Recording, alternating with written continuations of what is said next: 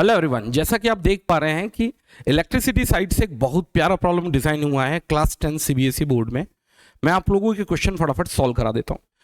पहले question read करते हैं। आप देख भी पा रहे होंगे डिस्प्ले में, as shown in a diagram a electric circuit consisting of an ammeter, obvious सी बात है सीरीज का करंट मेजर करेगा। वोल्ट मीटर एक्स और वाई के बीच में जो एलिमेंट्स प्लेस्ड होंगे उसके बीच का पोटेंशियल डिफरेंस इवैल्यूएट करेगा। 4 वोल्ट की 4 वोल्ट की, ध्यान देंगे 1.5 वोल्ट की 4 बैटरियां लगी हुई हैं, 1.5 वोल्ट 1.5 वोल्ट 1.5 वोल्ट 1.5 वोल्ट, सब के सब ऐड होंगे। वर्चुअली स्पीकिंग यहां जो पोटेंशियल डिफरेंस आएगा वो 6 वोल्ट का आएगा। अब प्लग की with a gap x why was set up, इसका मतलब एक की भी लगा हुआ है जिसको आपने ऑन किया हुआ है। Volt meter and ammeter readings are were produced in the observation table for 4 arrangement as shown in figure.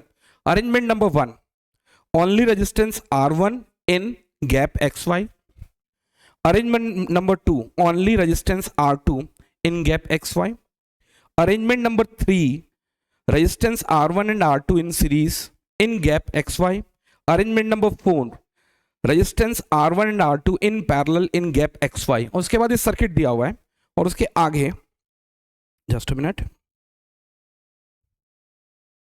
उसके आगे यस ग्राफ दिए हुए हैं। भाई सबसे पहले तो एक चीज समझो, इस ग्राफ को थोड़ा सावधानी से समझना। ये आईवी ग्राफ है। अगर यहां करंट एक्सिस होता और यहां वोल्टेज एक्सिस होता तो मुझे एक चीज समझ में आता, सर अगर V is equals to I R के केस में, समझिएगा क्या बोल रहा हूं मैं, अगर V वाई एक्सिस का कंपोनेंट होता और आई एक्स एक्सिस का कंपोनेंट होता तो जैसे जैसे R बढ़ता वैसे वैसे V बढ़ता। एनीवेज ज्यादा डिटेल में नहीं बता रहा हूं क्योंकि आप लोगों के एग्जाम हो गए हैं, but here the case is being just opposite. Y axis का कंपोनेंट I है तो ये होगा V by R. Virtually speaking अगर R छोटा होगा तो I बड़ा होगा। And if we talk about their slopes, keep in mind in case of VI graph, जहां I जो है वो एक्स एक्सिस का कंपोनेंट है और V वाई एक्सिस का कंपोनेंट है, जहां स्लोप ज्यादा होगा वहां रेजिस्टेंस ज्यादा होगा। और अगर आपने इसको जस्ट उल्टा कर दिया, वाई एक्सिस में अगर आई आ गया और एक्स एक्सिस में अगर वी आ गया, तो जहां स्लोप कम होगा वहां रेजिस्टेंस ज्यादा होगा। क्लियर है? तो आप देख सकते हैं सबसे ज्यादा स्लोप यहां पर है। स्लोप का मतलब होता है ढलान, टेन थीटा थीटा से कनेक्ट कर सकते हैं, बट ये मेरा एरिया ऑफ कंसर्न नहीं है। तो स्लोप यहां सबसे हाईएस्ट है, सबसे हाईएस्ट है। और अगर स्लोप यहां सबसे हाईएस्ट है तो रेजिस्टेंस यहां लीस्ट होगा, इसमें किसी को डाउट नहीं होना चाहिए। स्लोप थोड़ा कम हुआ तो रेजिस्टेंस कम होगा और सबसे ज्यादा रेजिस्टेंस जो मिलेगा वो आपको यहां मिलेगा। Has it been clear? ठीक है सर। देखो इस प्रॉब्लम में रेजिस्टेंसेस की वैल्यू दी नहीं है और कितना सही और प्यारा क्वेश्चन डिजाइन किया गया है। ये तो पक्का है कि आपके पास कितने रेजिस्टेंसेस हैं, R1 और R2 दो रेजिस्टेंसेस हैं। आपने कभी एक चीज ध्यान दिया, अगर R1 और R2 को आपने सीरीज में जोड़ा है तो ये ऐड होते हैं। लेट्स टेक, अगर ये 1 है और ये 2 है, रिजल्टेंट कितना आएगा 3।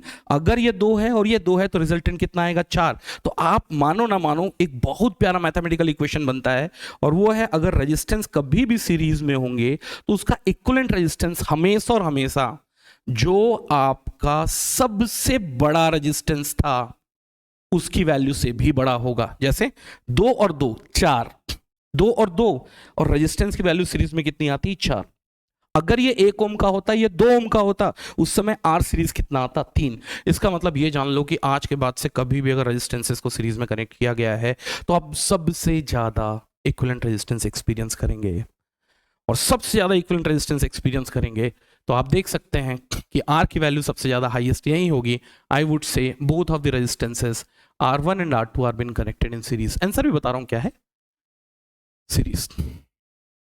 उसी के कॉन्ट्ररी, अगर आप R1 और R2 को पैरेलल में कनेक्ट करेंगे, इसकी खासियत यह है कि R1 और R2 में जो सबसे छोटा रेजिस्टेंस था ना, पैरेलल कॉम्बिनेशन का इक्विवेलेंट रेजिस्टेंस उससे भी छोटा होगा।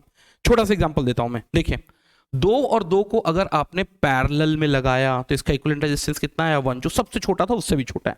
इवन 6 और 3 को आप पैरेलल में लगाओगे तो इसका इक्विवेलेंट रेजिस्टेंस आएगा 2 ओम। आप कैलकुलेट करके देख लेना, वो कहीं ना कहीं इससे भी छोटा था।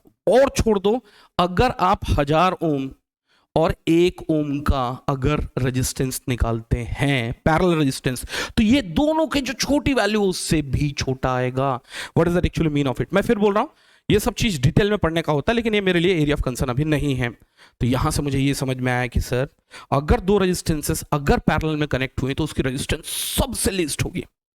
मेरे को इसके कॉम्बिनेशन से भी मतलब नहीं है कि R1 1 ओम है कि 2 ओम है कि 3 ओम है। तो यहां से एक इंपॉर्टेंट कंक्लूजन निकाल लूं मैं कि R पैरेलल हमेशा छोटा होगा जो आपने दो रेजिस्टेंस लगाया था उसके सबसे छोटी वैल्यू से भी।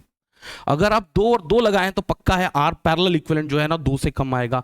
अगर 50 और 2 लगाए हैं, 50 ओम और 2 ओम का रेजिस्टेंस लगाए हैं, तो इसका वैल्यू 2 से भी कम आएगा। आप कैलकुलेशन करके देख लो ना। क्या मतलब समझ में आया सर? R1 R2 कुछ भी हो, लेकिन यहां से एक कंक्लूजन तो बिल्कुल बैंग ऑन है सर कि यहां आपको रेजिस्टेंस मिनिमम मिलेगा। और मैं ये बोल सकता हूं ये केस है पैरेलल का, ये केस है पैरेलल का। देखो अब क्वेश्चन में पूछा भी यही है। क्या पूछा है पहला question? Which one of the graph represents the series combination? Series combination में रेजिस्टेंस सबसे ज्यादा, आईवी ग्राफ में स्लोप सबसे कम। तो पहले क्वेश्चन का आंसर आने वाला है, पहले क्वेश्चन का आंसर आने वाला है ए। ए के लिए क्या होने वाला है? ए। ये which one of this graph represents a parallel combination of R1 and R2? तो ऑब्वियस सी बात है रेजिस्टेंस सबसे कम होगा, स्लोप सबसे ज्यादा होगा, and here it becomes B.